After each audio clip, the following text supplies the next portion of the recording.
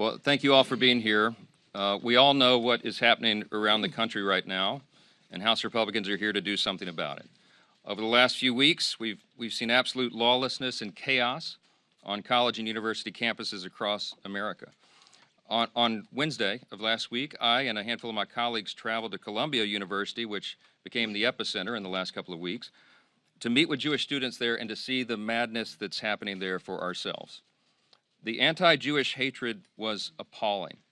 And we heard firsthand from students who are living in fear because of the pro-Hamas agitators who have taken over their campus. We met with a large number of Jewish students before we had our press event there and before we met with the university president. And they told us the harrowing tales of what they're having to face. It's not right, and everybody in this country knows it.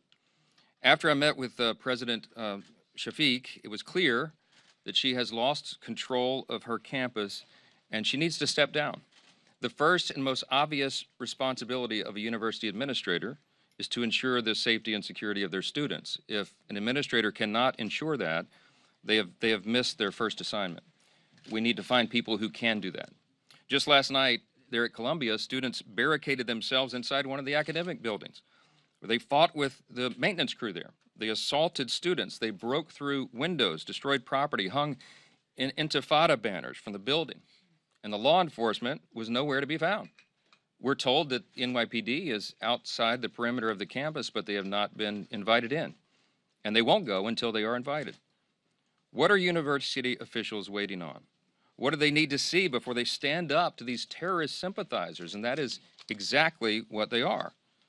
What's worse, though, is that Columbia's choice to ignore the safety of their Jewish students and appease anti-Semites has inspired even more hate-filled protests to pop up across the country. And what we're seeing right now is people wave Hezbollah flags and Hamas flags, their homemade signs supporting what happened on October 7th. It's outrageous. Hamas endorsed the protest at Columbia University just about 2 hours before we walked out on the steps to have our press event on Wednesday. They're proudly chanting things like death to America and profanity and hate-filled slogans, and this is utterly despicable, and it cannot be accepted in this country. Anti-Semitism is a virus, and because the administration and woke university presidents aren't stepping in, we're seeing it spread. We have to act, and House Republicans will speak to this fateful moment with moral clarity. We really wish those in the White House would do the same. We will not allow anti-Semitism to thrive on campus, and we will hold these universities accountable for their failure to protect Jewish students on campus. And that's why today we're here to announce a house-wide effort to crack down on anti-Semitism on college campuses. Nearly every committee here has a role to play in these efforts to stop the madness that has ensued. Joining me today are my colleagues in leadership, as well as committee chairs of the committees of appropriate jurisdiction. And we're going to elaborate on what we'll be doing as part of this whole of the House effort. The federal government plays a critical role in higher education, and we will use all the tools available to us to address this scourge. With that, I'll turn it over first to our House Republican Chair, Elise Stefanik, who's been doing extraordinary work on this issue for a number of weeks. Elise? Oh, grab that. Thank you so much to our speaker. I want to thank the speaker as well as Chairwoman Fox for visiting Columbia University's campus last week to highlight moral leadership that is sorely needed and lacking when it comes to these university presidents. I also want to thank the speaker for making this a priority for all of House Republicans. It is clear that Jewish families across this country, Americans across this country, are looking for moral clarity, and we are going to deliver where these higher education institutions have failed. As the speaker said, last night at Columbia, America watched in disgust as President Shafiq allowed an anti-Semitic pro-terrorist mob to storm and seize an academic building, holding faculty inside, flying pro-Hamas signs, and damaging property.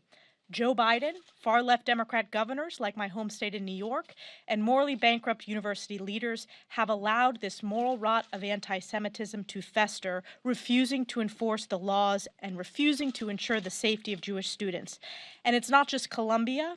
This is a moral rot that has taken root across American higher education institutions. At Yale University, a Jewish student was stabbed in the eye with a Palestinian flag.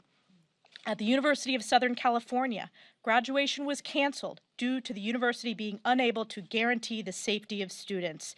Jewish students were barricaded at the library at Cooper Union. At my alma mater, Harvard University, a Palestinian flag was hoisted at University Hall where the American flag always flies, in clear violation of university policies. There are dozens of these anti-Semitic encampments across the country. These mobs are breaking university rules, leading to the targeting and harassment of Jewish students and faculty. In December, at a hearing chaired by our Education and Workforce Chairwoman Virginia Fox, we exposed just how ingrained anti-Semitism has become at America's so-called elite institutions in higher education. When I questioned the presidents of Harvard, MIT, and Penn, does calling for the genocide of Jews violate your university's code of conduct? One after the other said it depends on the context. And the world heard it is now the most viewed congressional testimony in history. 8 days ago, I was the first member of Congress to demand that Columbia President Shafiq resign for her failure to disband the anti-Semitic mob consuming Columbia's campus and her failure to ensure the safety of Columbia's Jewish students. Instead, she negotiated with these self-proclaimed terrorists, allowing their anti-Semitic mob to grow. Enough is enough. It is time to restore law and order, academic integrity, and moral decency to America's higher education institutions. Joe Biden has been deafeningly silent. So I want to thank again the Speaker as well as all of our chairs who will ensure this is a top priority for House Republicans. There can be no moral equivalency. It is time to send a clear message to the world that anti-Semitism has no place in America. The world is indeed watching. And with that, I'm going to turn it over to our whip, Tom Emmer. Thank you, Louise.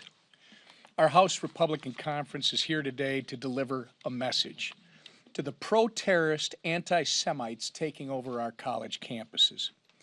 We're here to deliver a message to the university administrators who have chosen to be complicit in these movements for hate rather than taking action.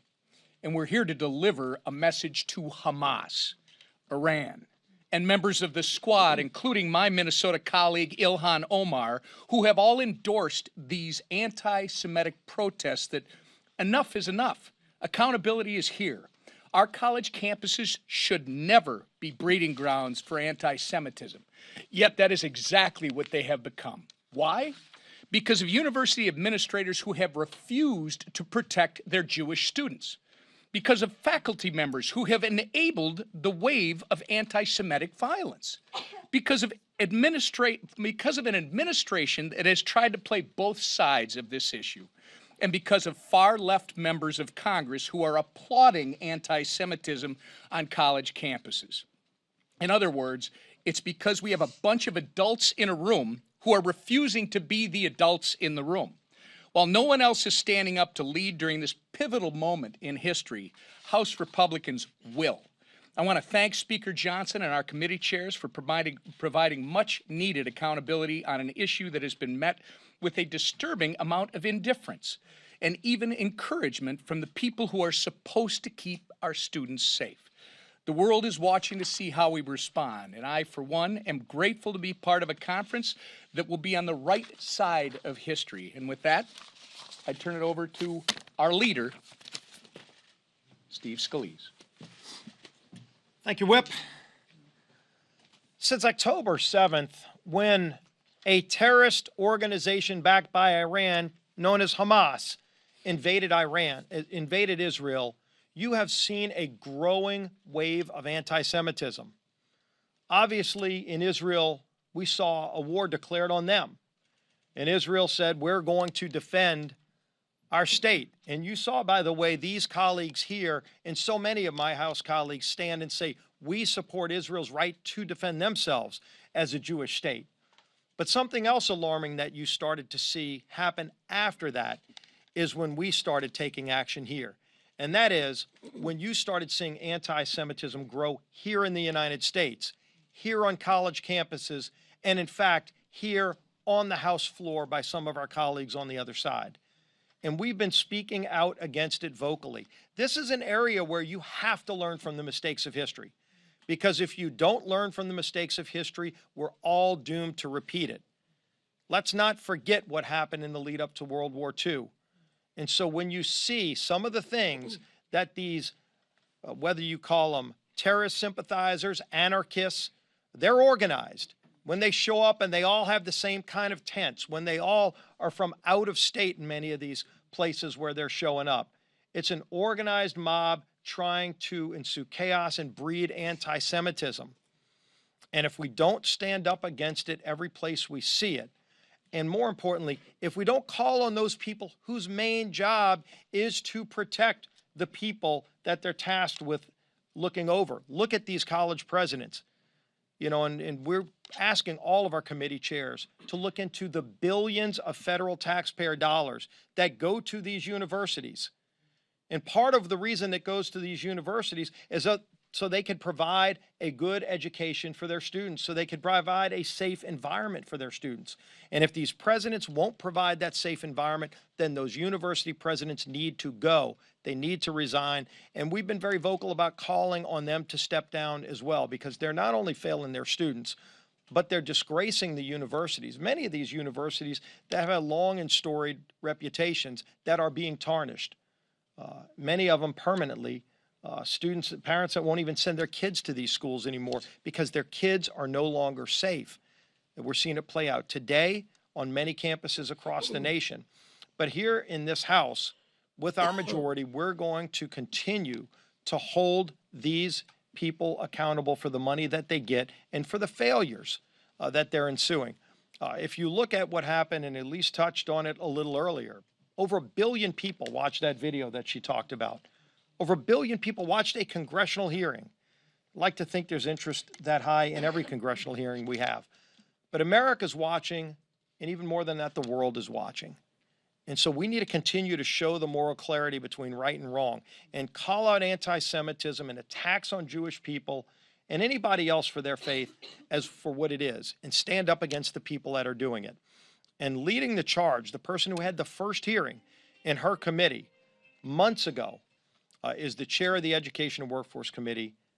Somebody who's tough, going after the people that are doing all of this, Virginia Fox. Thanks, Steve. I want to thank the Speaker also for making this an all of the House issue. It is an all of the House issue. It's an issue for our country. As Republican leaders, we have a clear message for mealy-mouthed, spineless college leaders. Congress will not tolerate your dereliction of duty to your Jewish students. American universities are officially put on notice that we have come to take our universities back. I applaud the Speaker for expanding the Committee on Education and Workforce's ongoing investigation into a Congress-wide initiative. No stone must go unturned while buildings are being defaced, campus greens are being captured, or graduations are being ruined.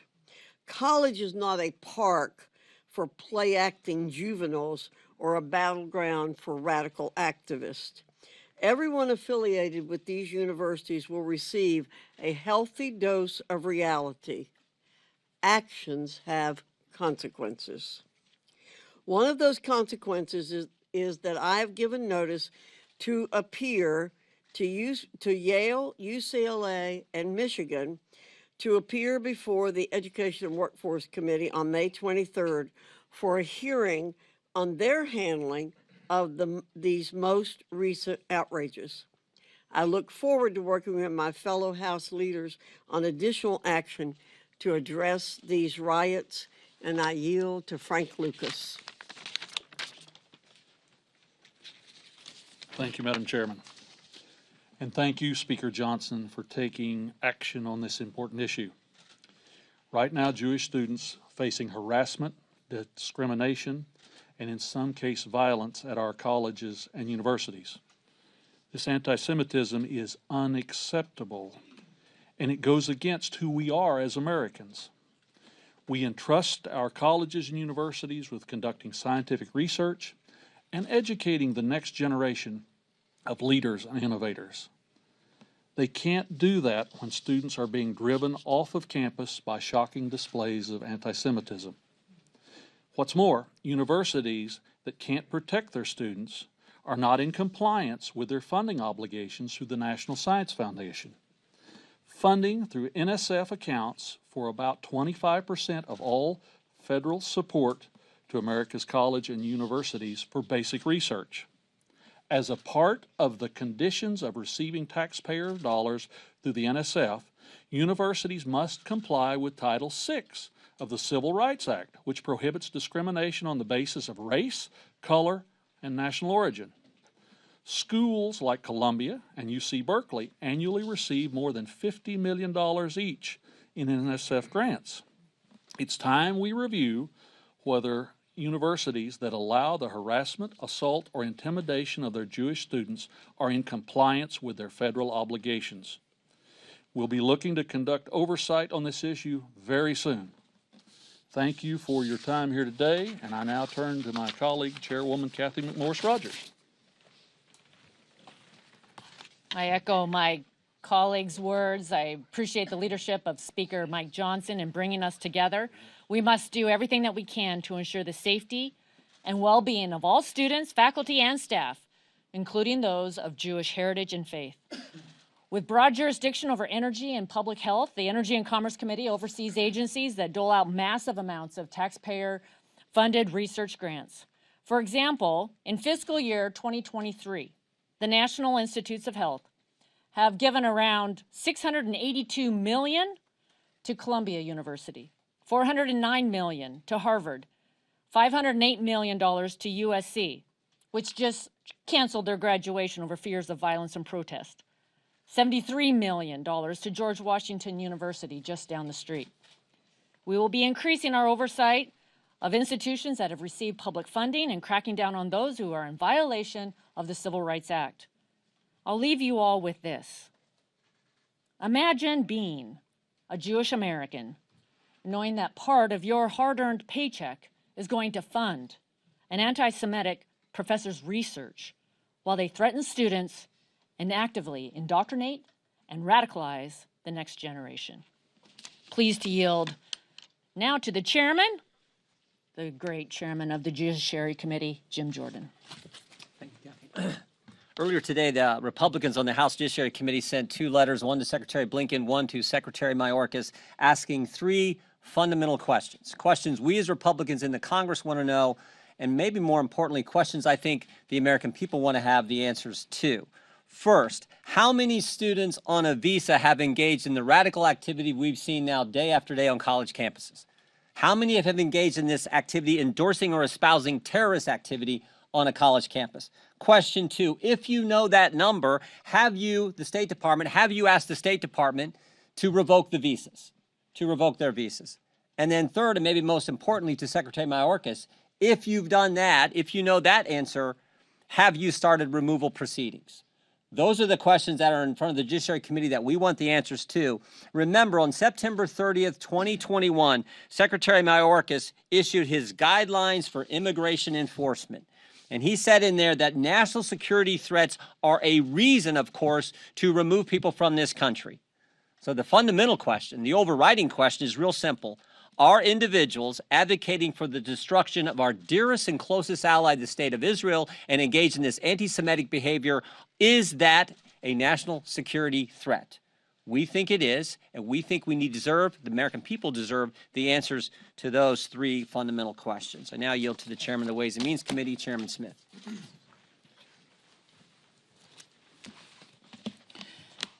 Let's start out with just saying these colleges and universities enjoy generous benefits under the U.S. tax code. They have a responsibility to the American taxpayer to ensure that they are fulfilling their educational requirements as tax-exempt organizations, as well as protecting students from intimidation, harassment, and violence. Sadly, too many colleges and universities have failed to hold up their end of the bargain. They have failed the test. They have allowed anti-Semitism to flourish on their campuses. Their inaction has emboldened the mobs who threaten Jewish students. At the Ways and Means Committee, we have been investigating the issue for months. In a hearing last November, we examined the nexus between anti-Semitism tax-exempt universities, and terror financing networks.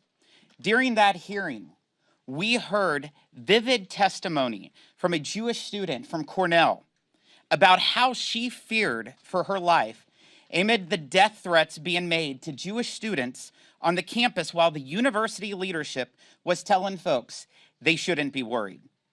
We've sent letters to university leaders demanding information on what disciplinary action, if any, that they have taken against those whose anti-Semitic activity violates campus policy. We've called on them to disclose any donations or funding they have received from foreign governments as well. Our investigation has already produced more than 1,500 pages of documents that we are now actively reviewing. We will not stop until we get answers, until Jewish students can feel safe, and until these universities are held accountable. I'm pleased to introduce my good friend, Chairman Jamie Comer. The failure of Columbia University to address the pro-Hamas mob is an appalling lack of leadership. Now we are witnessing copycat anti-Israel protests pop up at universities across the country. These radical protests threatening violence against Jews are anything but organic. It appears global elites are funding these hateful protests in pop-up tent cities. These are the same groups that fund other radical agendas, including diminishing America's energy production and pushing soft-on-crime policies that harm the American people. The House Oversight Committee will follow the money trail, expose it to the American people, and seek to hold bad actors funding hate accountable. I want to thank Speaker Johnson and House leadership for coordinating this, and the House Oversight Committee looks forward to working with other committees to investigate this serious problem. I yield back to Speaker Johnson. So you've just heard from the chairs of a number of the most powerful committees on Capitol Hill. You've had Oversight. You heard from the chair of Judiciary, Science, Space, and Technology, the House Education Workforce Committee, Ways and Means. There's more. And you'll hear the leadership team deeply involved in all this as well. We got to get down to the bottom of it. We have to root it out. Congress has two really important responsibilities that will be fulfilled in this exercise. One is oversight, and that's a job that we have, and also, of course, the use of the power of the purse. We need accountability for those who cannot maintain order, will not protect innocent students on their campus, and will not get on top of this situation. So with that, I'll take a few questions. Yep. You took the unusual step for a speaker last week of going to the scene of the news, the campus of Columbia University. Is this a practice that we can expect to see more frequently from you, getting out to the Beltway and touring controversial sites for yourself? And do you challenge President Biden to visit Columbia as well? Yeah, I do. In fact, after we left the campus, I made a call to senior policy advisors in the White House. The president was on the road, as I was, and we did not connect immediately, but I've encouraged him to go and see it for himself. I will go where we're needed. We felt like there was a vacuum of leadership there, and that it was an important moment for us as the House, for the Speaker of the House, who represents the whole body, to speak with clarity and conviction and consistency about what this is. Moral clarity is the phrase that you've heard from us. You'll continue to hear it. This is not a gray issue. There is right and wrong here. There's good and evil, in my view, and we need to call it out for what it is. I think this is a time for decisive leadership. We're living in fateful moments here. We do not have time for weakness. And anyone who has a platform or an elected office, I believe, has a duty and a responsibility to speak to it. So, yes, we went, we faced the crowd, we told them the truth. They didn't want to hear that, but that's okay. The American people need to, and we'll continue to do that. Speaker Johnson, Congressman Bacon is floating a censure resolution against Congresswoman Ilhan Omar for the comments she made about some Jewish students being obviously pro-genocidal. Would you support a censure resolution against the Congresswoman?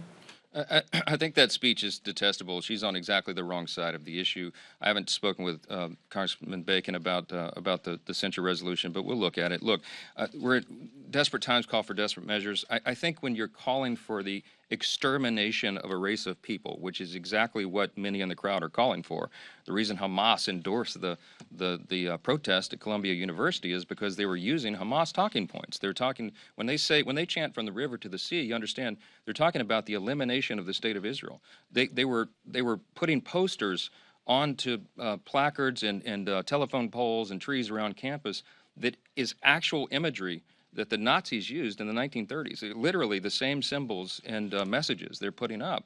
This is not the free expression of ideas. This is not the use of the free marketplace of ideas for debate that would be healthy on a university campus that's envisioned for a place of higher education. It is the opposite. This is threatening, violent, inciting speech, and it's dangerous. And it is acknowledged by university administrators to be dangerous, as evidenced by their cancellation of classes. They told Jewish students it wasn't safe for them to come to campus. And then they came back with the hybrid model, which made it even worse. So ostensibly, if you're non-Jewish, you can attend classes and come and take your final exams on campus. But if you're Jewish, you might need to stay in your apartment. I mean, it's really crazy what it's come to. And we need, Ken, we need clarity on the issue for leaders at the university level, at the local, state, and federal level to step up and say enough is enough. We got to bring order to the chaos. Yes, yes.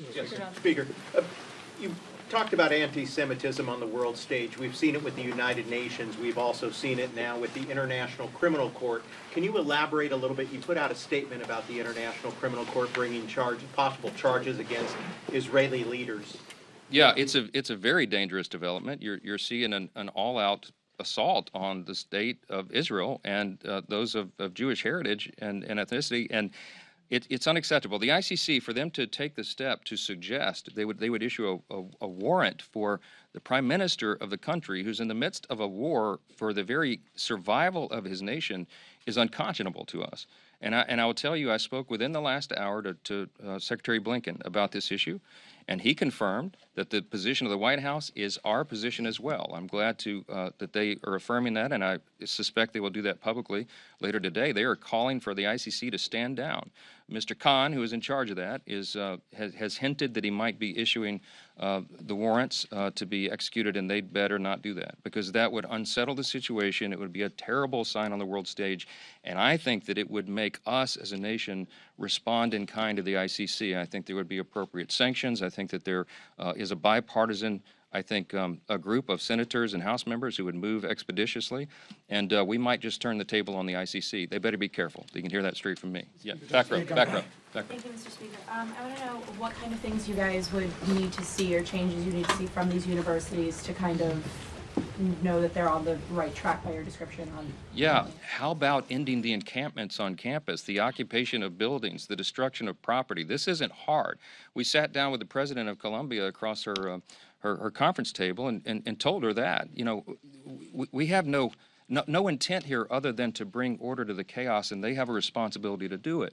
They are breaking the law. They are destroying property. They are threatening fellow students. This is not who we are in America. So get control.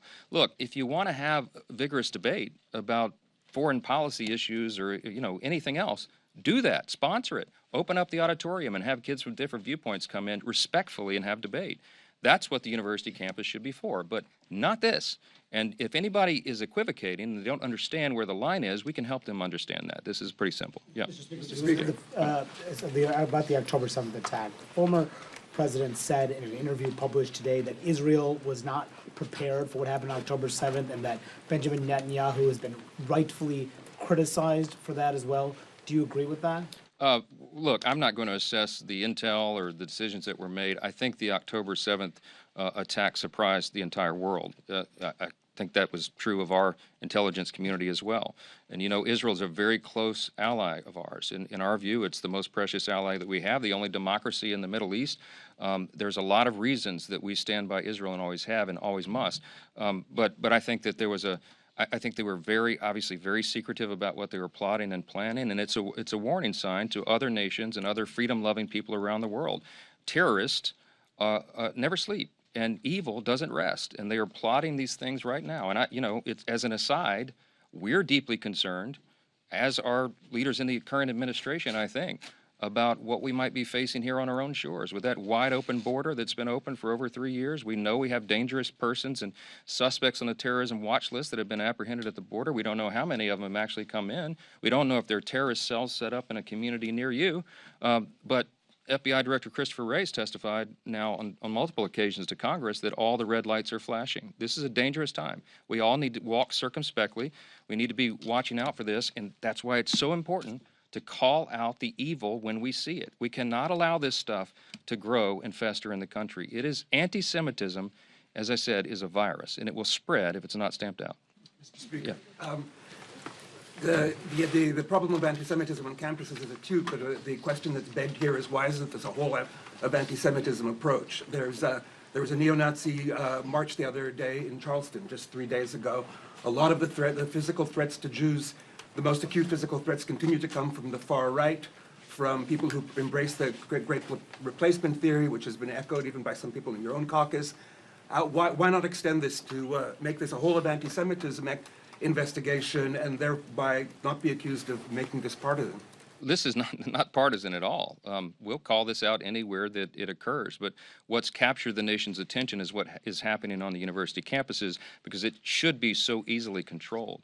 You have radical fringe groups on the right and left who do crazy things and say crazy things, and it's up to local and state law enforcement typically to get a handle on that. If they go out on a public street, you'll see law enforcement respond appropriately. What's happening on the campuses, though, especially these private and the Ivy League universities, is that they're not allowing law enforcement to come in. They're not inviting them to do their job and bring order to the chaos. Those are the policy changes that we're demanding, and if they don't correct this quickly, you will see Congress respond in kind. You're going to see funding sources begin to dry up. You're going to see every level of accountability that we can muster, and that's what this work of these committees and these fine chairpersons are going to be involved in.